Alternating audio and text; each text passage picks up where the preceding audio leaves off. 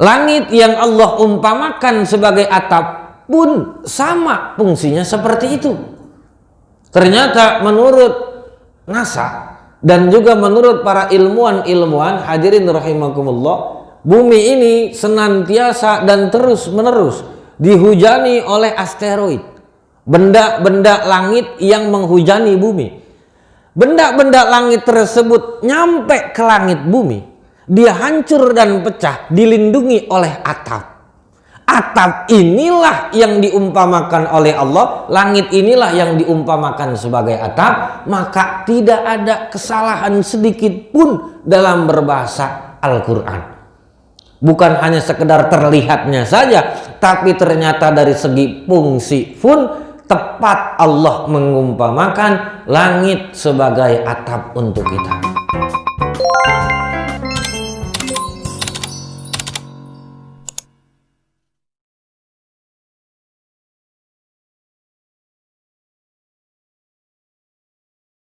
Assalamualaikum warahmatullahi wabarakatuh.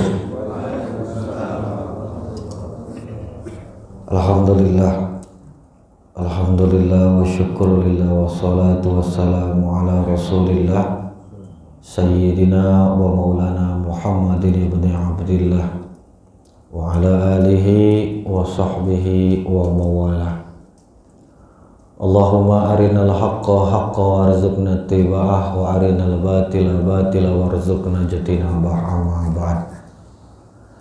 Hadratul mukarramin wal muhtaramin wal muhtaramat, yang mulia yang terhormat Abina Kiai Haji Ahmad Khidir, yang mulia yang terhormat para ustadz, para asatidz, para kiai, para gus, para jamaah Masjid Al-Barakah yang alhamdulillah pada subuh kita hari ini masih diberikan nikmat oleh Allah bisa bermujalasah dan juga bisa bersimpuh menghadap kepada Allah Subhanahu wa taala, menjalankan kewajiban kita sebagai personal hambanya.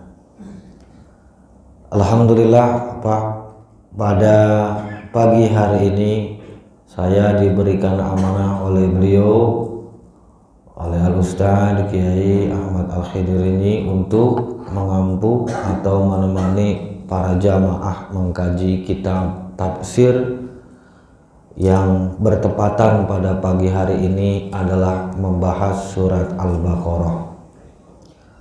Tanpa berlama-lama, mari kita mulai kaji pengajian kitab tafsir ini, yang mohon maaf sebelumnya Pak Yai, pada waktu kemarin itu surat dan juga ayat yang diwartakan oleh Pak Yai itu adalah surat Al-Baqarah ayat 22 gitu ya. Jadi kita mulai dari sana.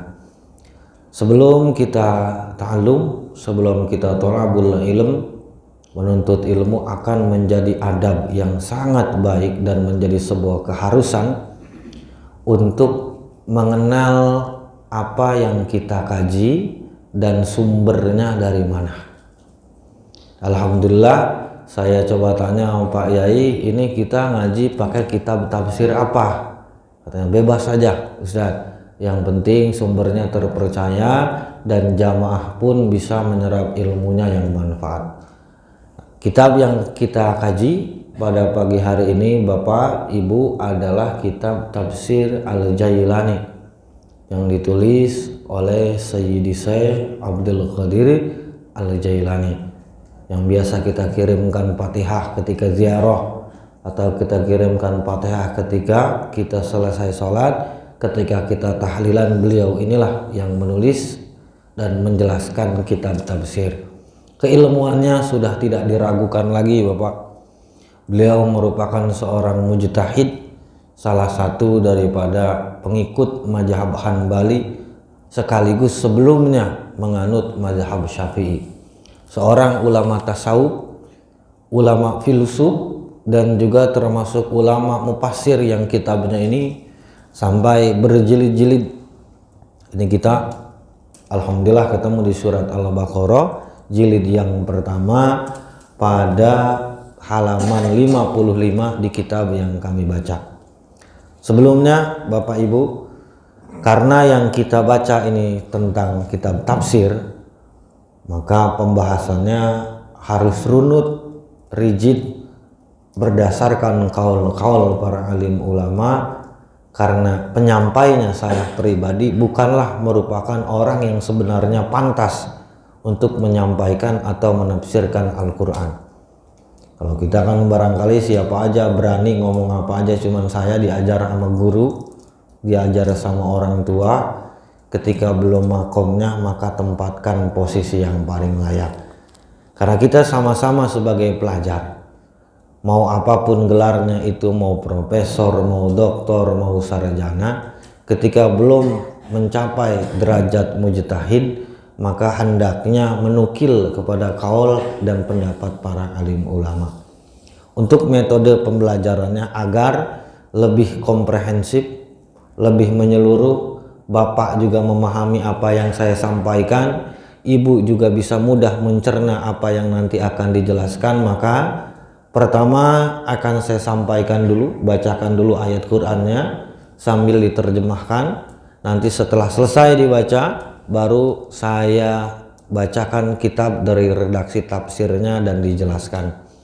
Kira-kira seperti itu Bapak Ibu, biar pengajian kita utuh apa adanya dan ilmu yang didapat pun insya Allah berkah. Amin ya rabbal alamin. Baik, sebelum kita baca dan kita mulai, mari sama-sama kita kirimkan Fatihah. Yang pertama untuk Nabi Muhammad, keluarganya, para sahabatnya, para tabi'in, para tabi'ut tabi'in, para aulia, para ulama, para syuhada. Wabil khusus kepada muallif kitab yang kita kaji dan kita pelajari pada hari ini, yaitu Sayyidi Syekh Abdul Qadir Jailani. Juga untuk orang tua kita, guru-guru kita, orang yang kita sayang dan orang yang sayang kepada kita. Ala haziniyah wa ala kulli niyatin salihah ila hadratin Nabil Mustafa. Al-Fatihah. A'udzubillahi minasyaitonirrajim. Bismillahirrahmanirrahim. Alhamdulillahirabbil alamin arrahmanir rahim maliki yaumiddin. Iyyaka na'budu wa iyyaka nasta'in ihdinas siratal mustaqim siratal ladzina an'amta 'alaihim ghairil maghdubi 'alaihim waladdallin. Bismillahirrahmanirrahim. Qala Allah Ta'ala fi kitabihil karim wa huwa asdaqul qailin. Bismillahirrahmanirrahim. Allazi ja'ala lakumul arda firasyan was samaa'a binaa wa anzala minas samaa'i maa'an fa akhraja bihi minas samarati rizqan lakum fala taj'alu lillahi andadan wa antum ta'lamun. Allazi ja'ala lakumul arda firasyan. Dialah Allah yang telah menjadikan bagi kalian al-ardo, bumi, firasan sebagai hamparan, was-samaa'a binaa, dan yang telah menciptakan langit binaan sebagai atap, wa anzala minas samaa'i ma'an fa akhraja bihi minas samarati rizqan lakum, dan menurunkan dari langit tersebut berupa air yang kemudian Allah keluarkan dari air tersebut, Allah tumbuhkan tumbuh-tumbuhan sebagai rezeki untuk kalian semua. Fala taj'alu lillahi andada wa antum ta'lamun. Maka janganlah kalian menjadikan sekutu, janganlah kalian menjadikan tandingan bagi Allah, wa antum ta'lamun, padahal kalian mengetahui bahwa sesungguhnya tidak ada yang berhak untuk disandingi, tidak ada yang berhak untuk disembah kecuali Allah. Hadirin rahimakumullah, Bapak, Ibu, jamaah Masjid Al-Barakah Al-Muhtaram. Pada ayat ini menjelaskan tentang kekuasaan dan juga ketauhidan Allah Subhanahu wa taala yang berpautan, bersangkutan dengan ayat sebelumnya, yaitu ya ayyuhan nasu ubudu rabbakumul ladzi khalaqakum walladzina min qablikum la'allakum tattaqun. Yang mana pada ayat ke-21 yang tadi barusan kita baca, ini merupakan perintah untuk menyembah dan ibadah. Ya ayuhan nasu budu, wahai manusia, u'budu rabbakum, sembahlah Tuhan kalian. Tuhan kalian yang mana? Allazi khalaqakum, yang telah menciptakan kalian, walladzina min qablikum, dan orang-orang yang ada sebelum kalian. Lalu Allah mensifati dirinya sendiri sebagai allazi ja'ala lakumul arda firasya, yang telah menciptakan bumi ini sebagai hamparan. Ditafsirkan di sini disebutnya mabsuton litastakirru 'alaiha wa tastarziku minha.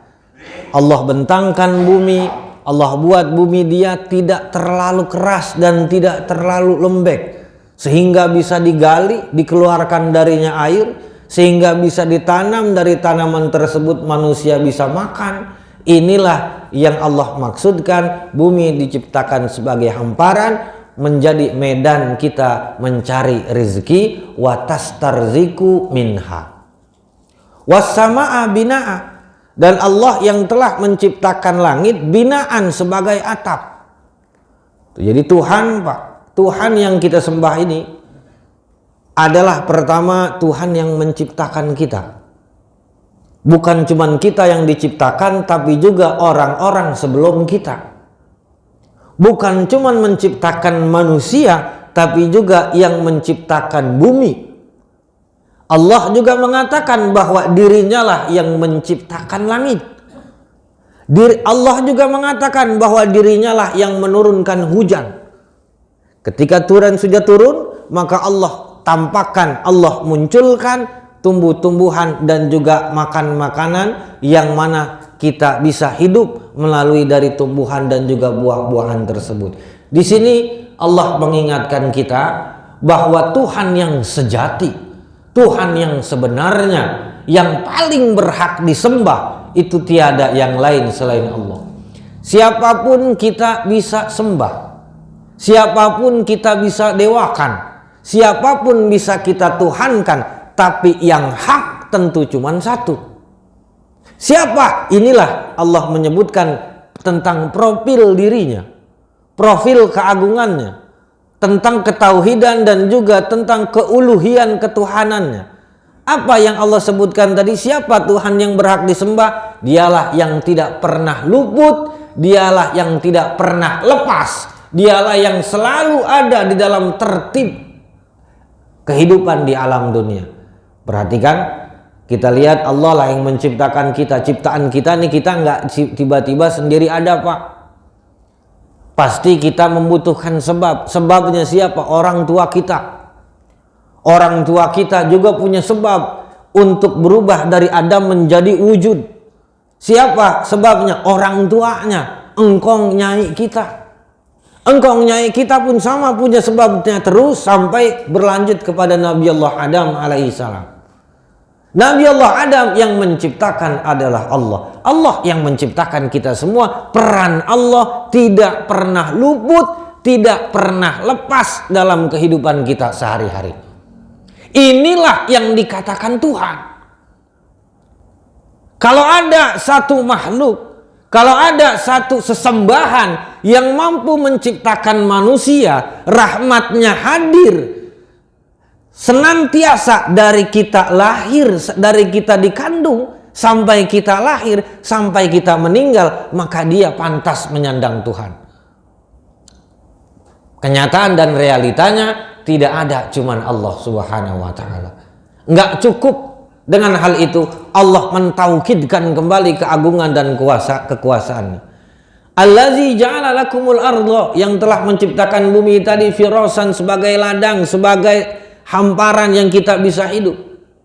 Wasama'a binaan, dan Allah menciptakan langit binaan sebagai atap. Ini merupakan satu buah majas dalam Al-Quran, ungkapan yang maknanya ini bukan makna sebenarnya. Cuman yang dimaksud dari kata binaan itu biasa diterjemahkan bangunan, cuman wal murad yang dimaksud adalah atap. Kalau kita perhatikan Bapak Ibu hadirin rahimakumullah, langit ini ketika kita keluar dari masjid, kita seolah-olah berada di dalam satu ruangan yang maha besar. Langit sebagai atapnya, bumi sebagai tempat kita berjalan, tempat kita tidur, tempat kita duduk, tempat kita mencari rezeki dan bertebaran. Allah umpamakan langit sebagai atap bukan tanpa sebab. Pada kenyataan dan realitanya Bapak Ibu, atap ini kita pakai dan kita gunakan di rumah adalah untuk menahan terik matahari dan untuk menghalau curah hujan. Langit yang Allah umpamakan sebagai atap pun sama fungsinya seperti itu.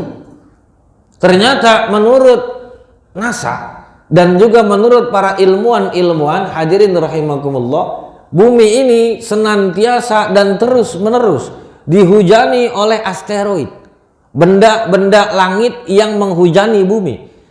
Benda-benda langit tersebut nyampe ke langit bumi, dia hancur dan pecah dilindungi oleh atap.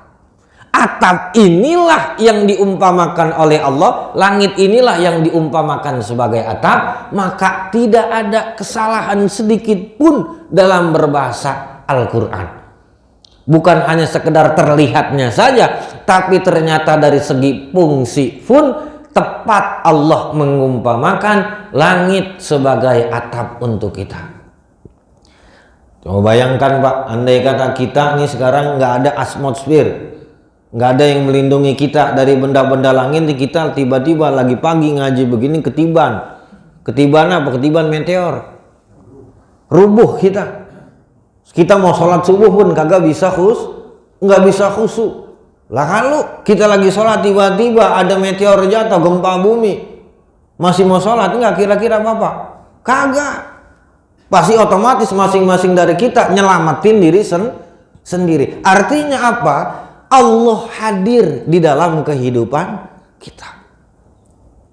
Ini Pak, kadang kita lupa, kadang kita nggak merasakan bahwa Allah dan nikmatnya inilah yang selalu membiarkan dan juga menjaga kehidupan kita sehari-hari. Padahal pada kenyataannya di Al-Quran dinyatakan bahwa Allah itu ada, Allah itu hadir. Cuman kita hatinya yang abai sehingga luput dan lupa terhadap nikmat dan juga apa yang telah diberikan oleh Allah. Wanzala minas sama'i ma'an. Selanjutnya Allah mensifati dirinya ini dengan zat yang menurunkan air dari langit. Ini Pak, menurunkan air dari langit. Jadi untuk menciptakan air dari langit ini butuh sebab. Sebab ini diceritakan dalam ayat-ayat yang lain, dalam surat-surat yang lain, antaranya surat Az-Zumar, surat An-Nur, dan surat-surat yang lain. Ini merupakan proses dari siklus hidrologi. Siklus turunnya hujan sudah dijelaskan di dalam Al-Quran. Siklus diturunkannya hujan tidak sembarang tiba-tiba hujan turun, air jatuh dari langit. Enggak Pak, ternyata. Ini kata ajengan mu'allif, yaitu Sayyidi Syekh Abdul Qadir Al-Jailani. Allah menciptakan langit sebagai atap marfu'an. Dia bentuknya tinggi, ditinggikan posisinya litartakil abkharatu. Litartakil abkharatu supaya uap wal adkhinatu dan juga asap bisa naik ke atas. Matahari memberikan suhu panas kepada air yang ada di bumi lautan. Lautan dari lautan ini menguap, naiklah asap dan uap sebagaimana dijelaskan dalam tafsir al-mutasa'idatu ilaiha, yang mana si asap dan uap ini nanti akan naik ke atas langit. Selanjutnya watatarakama sahabu fiha, sehingga nanti awan yang ada di langit ini berkumpul, bergumul menjadi awan yang hitam, dia nanti menurunkan hujan. Konsep yang seperti ini Pak sudah ditemukan oleh ulama-ulama Islam. Beliau kurang lebih hidup pada tahun 1080 atau tahun 1000 Masehi. Sayyidi Syekh Abdul Qadir Jailani. Kita tahu bahwa hujan merupakan proses daripada yang sudah disebutkan, matahari memanaskan laut, laut ini kemudian menguap. Ini ditemukan oleh ulama barat bahasa kita, atau ilmuwan bernama Bernard Billis, itu yang hidup ditemukan pada tahun 1500 Masehi. Ingat Pak, Sayyidi Syekh Abdul Qadir Jailani hidup pada tahun 1000 Masehi. Yang kemudian teori ini baru muncul, dikemukakan oleh ulama barat pada tahun 1500 Masehi. Artinya sebelum ulama barat, sebelum para ilmuwan barat menjelaskan tentang teori itu, kita orang muslimin sudah mengetahui berdasarkan fakta-fakta dan juga data yang diungkapkan di dalam Al-Qur'anul Karim. Ada jeda waktu kira-kira 400 sampai 500 tahun. Ini merupakan satu buah penemuan ilmiah yang ternyata konsep turunnya hujan itu bukan diawali oleh orang barat, tapi dari orang Islam. Maka kitab ini pertama kali ditemukan ini bukan ada di masjid, Pak. Bukan juga ada di dalam daerah yang lingkungannya Islam. Ini menurut cucu beliau yaitu Syekh Fadil di awal-awal muqaddimah kitab. Ini kitab ditemukan di perpustakaan Vatikan.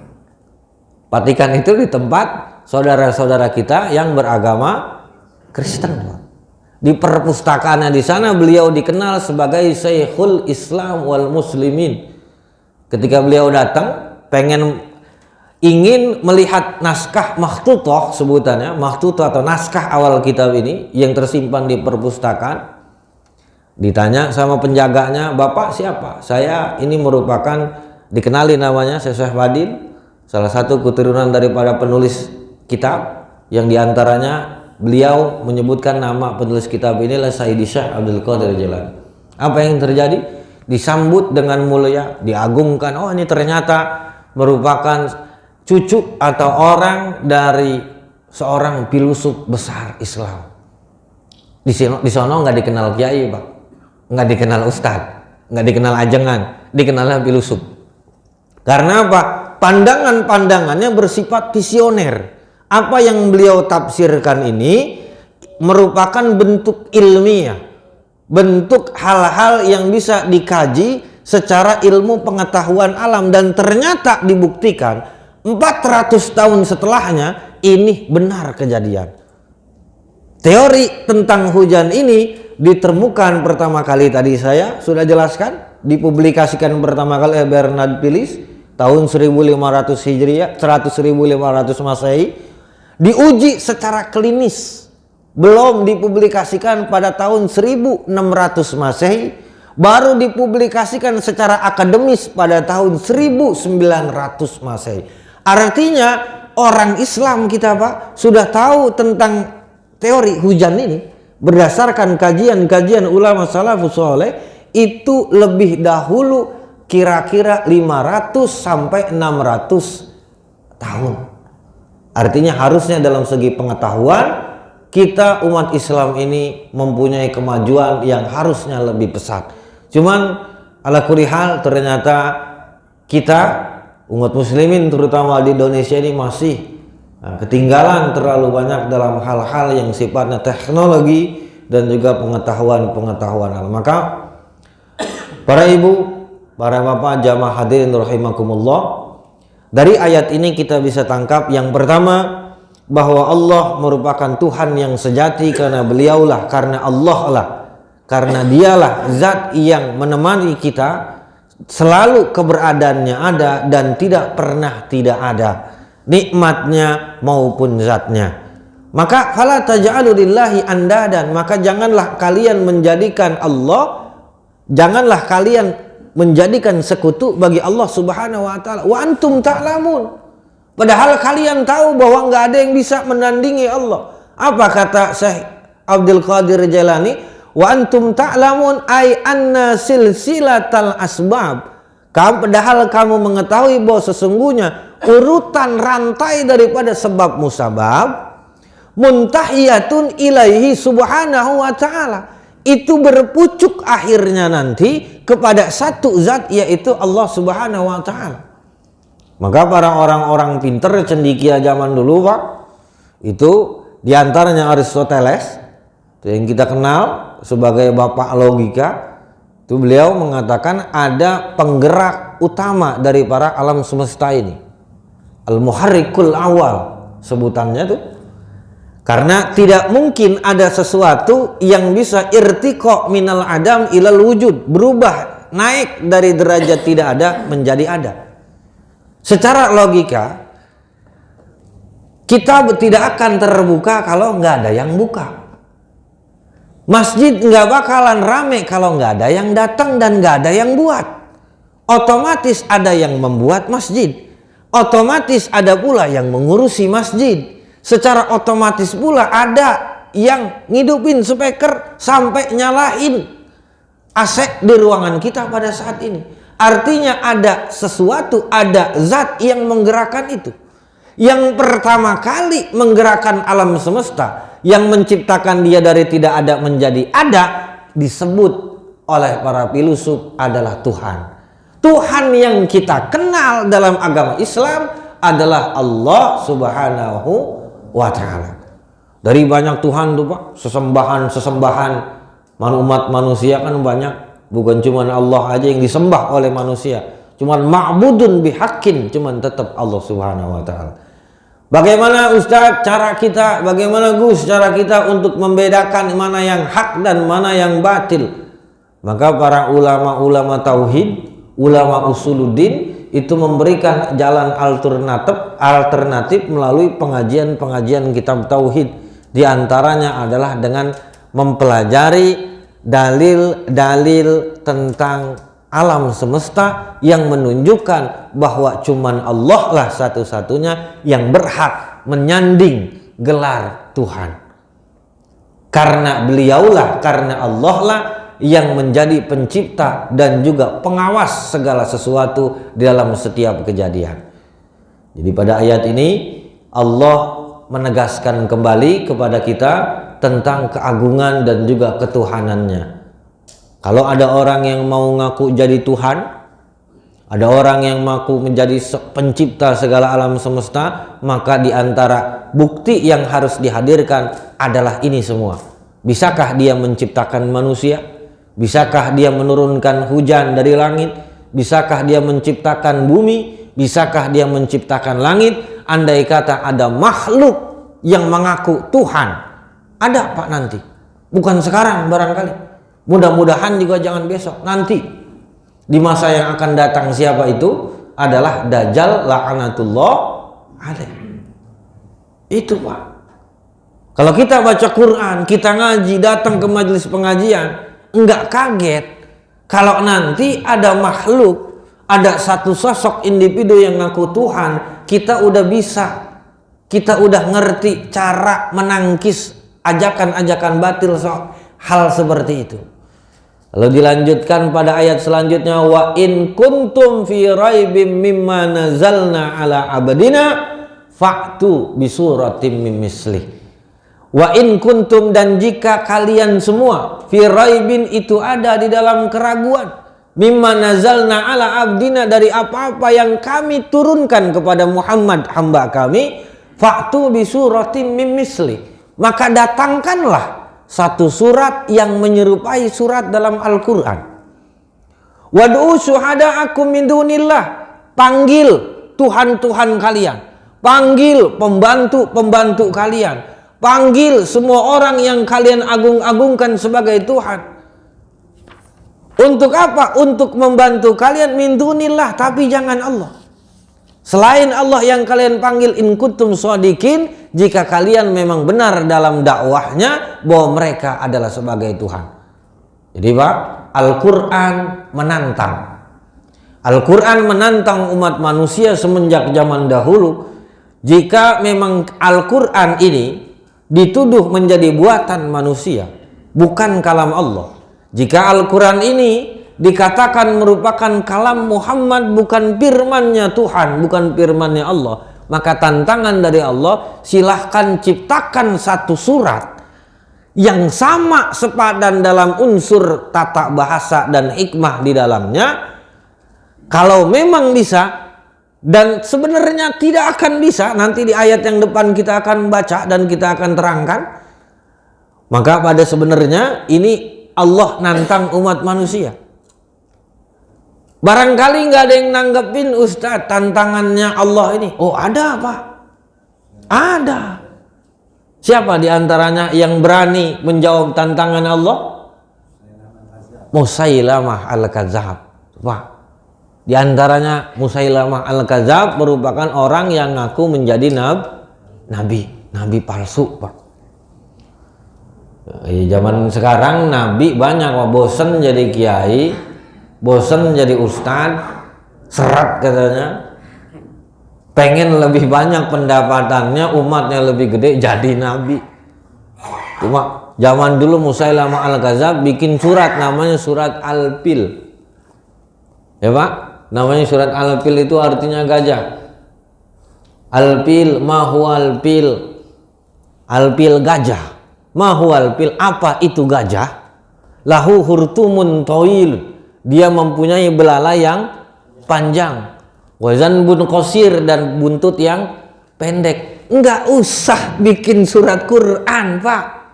Kita ngelihat aja nih, ngelihat kebo, kita tahu kebo itu ada tanduknya. Kita ngelihat gajah, udah tahu gajah itu punya hidungnya panjang. Enggak usah diterangin. Ini levelnya bukan level kitab suci, buku cerita bocah kecil. Unsur ilmiahnya enggak ada. Tadi kalau kita baca di Al-Quran bagaimana Allah menerangkan tentang turunnya hujan, itu setelah dikaji oleh manusia luar biasa.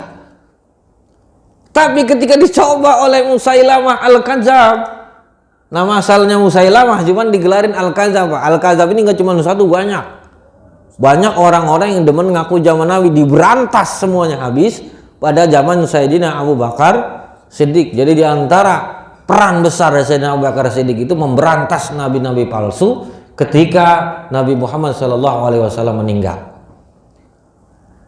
Itu tadi Pak, contoh udah pernah dibuat dan ternyata gagal, unsur balagohnya tidak ada, tata bahasanya hilang, ilmiahnya nggak ada. Oh barangkali yang lain ada, nggak usah ada Pak.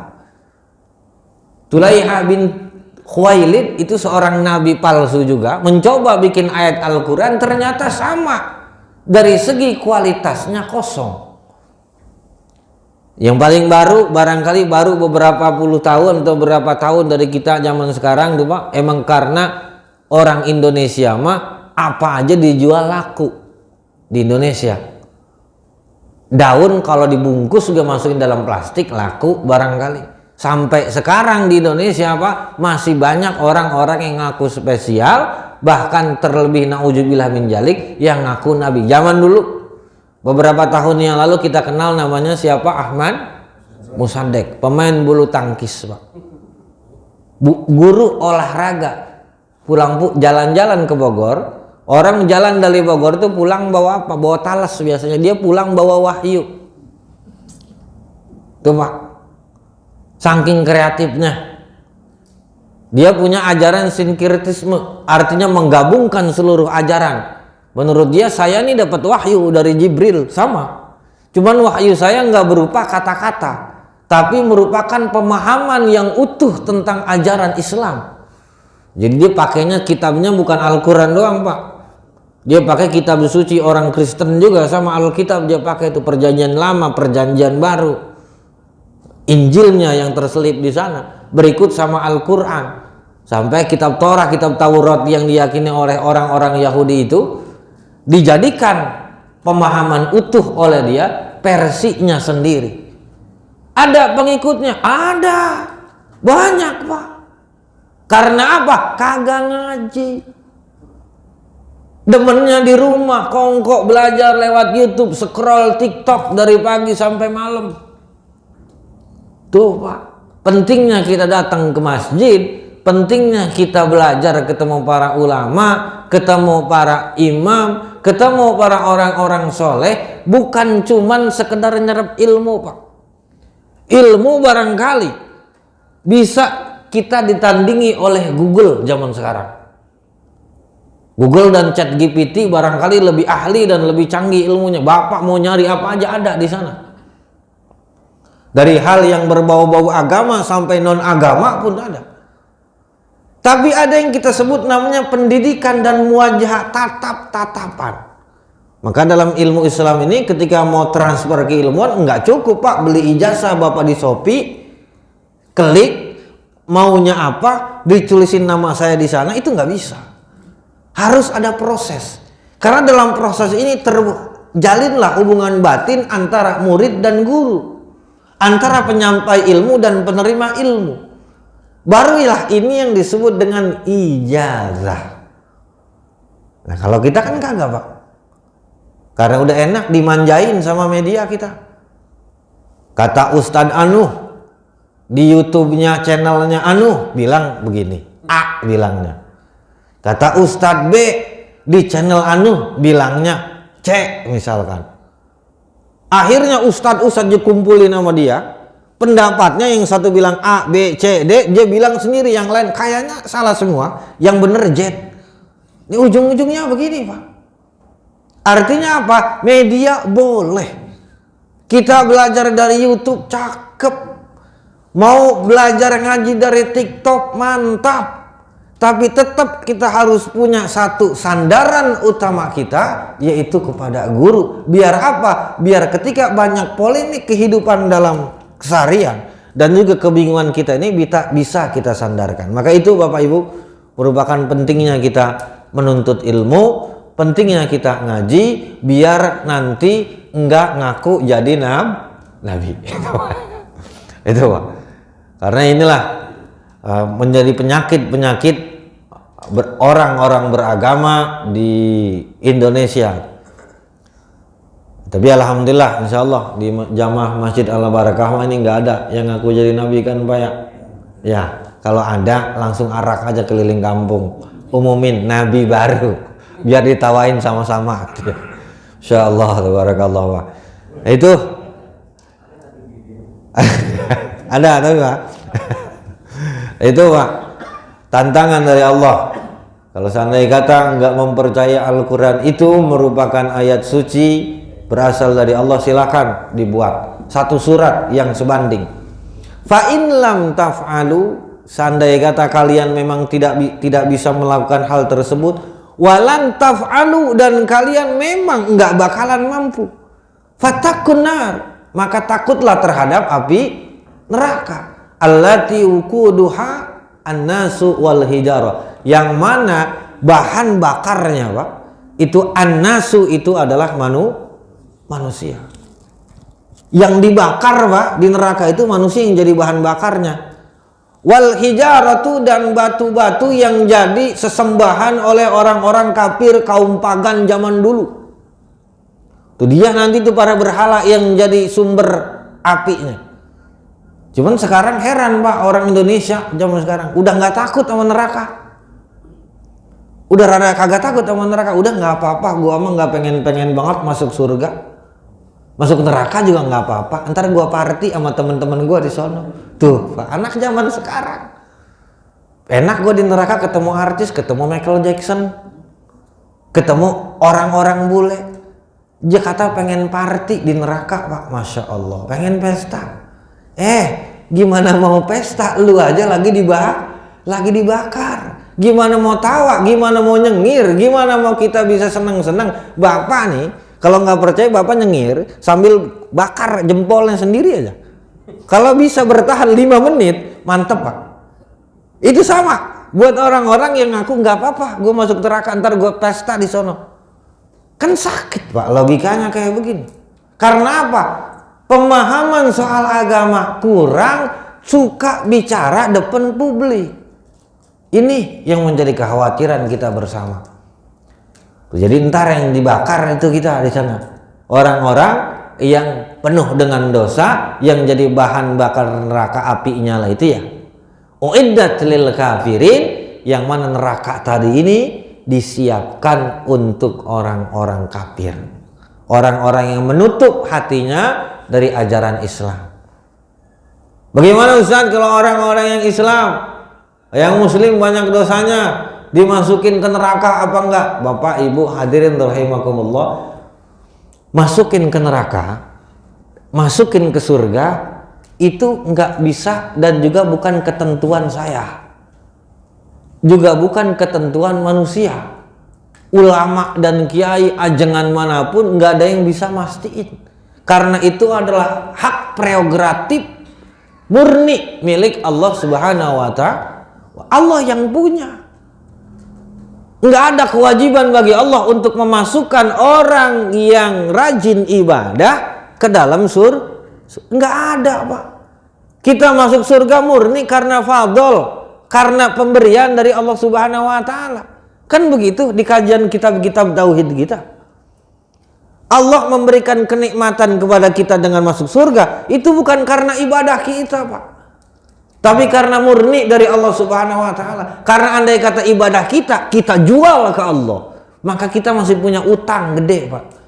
Nikmat mata belum kita bayar, nikmat kuping belum kita bayar, nikmat ginjal, Pak, belum kita bayar. Ginjal kalau dijual habis berapa juta, Pak. Sholat kita seberapa sering sih kita sholat? Sedekah kita seberapa banyak kita sedekah? Jangankan kita sedekah, kita ngeliatin tukang parkir, ngeliatin orang minta-minta, udah dihitung sama pala kita. Oh, ini orang minta-minta dikasih 2.000 satu orang.